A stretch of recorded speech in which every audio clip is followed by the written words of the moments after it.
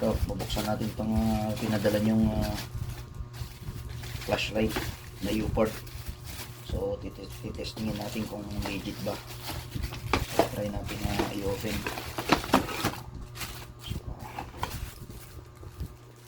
So, guys, ito na bubuksan sa ilalim. Sana walang defect. So, ayan, kita nyo, balik na balik yan, guys. Hirap na. Hirap nang ma-scam. So ayan, open guys. Ito. Ay, nahulog. Ay, nahulog. So ayan, may nahulog. Hindi ko alam kung ano to guys. Kung ano yung naputol na yan. Ito yung lock niya. So ito yung charger niya. Hindi ko alam bakit single lang itong charger, pero ang alam ko double to. So tama naman, apat ang battery niya. So bubuksan lang natin itong kanyang box.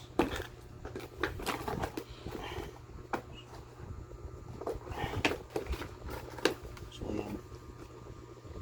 Ayun, may kasama ko pala siya ang double. So, salamat at meron pang isang click. Ito yung kanyang flashlight. So, ang tatak niya ay U-port. So, maganda siya, mabigat. At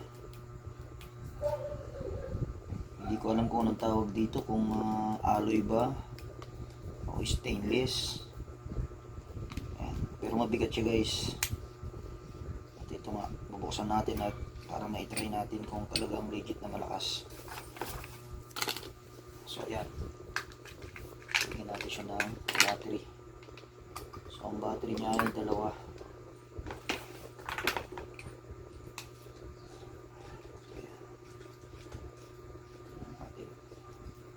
Ito ay ang underwater.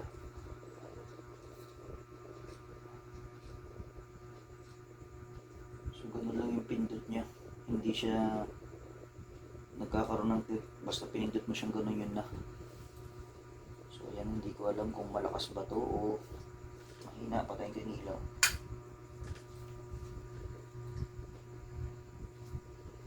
Sa lakas niya ay hindi ako masyadong satisfied, or baka mahina lang yung battery. Ito yun na yung pinakamalakas na mode niya. Ito yung second, yung low mode, at ito naman yung blinker niya. Ayan. So, sa ngayon ito lang muna yung ating review. Sana nga yung magtagal. Ayan. So testingin natin yung isang battery pa.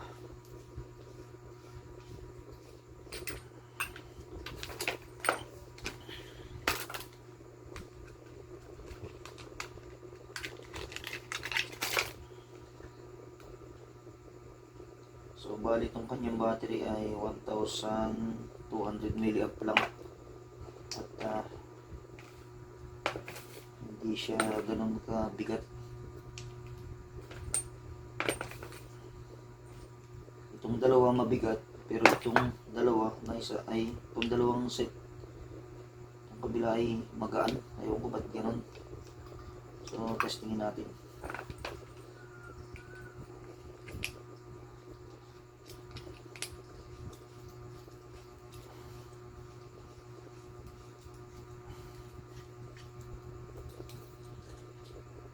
Ganun din.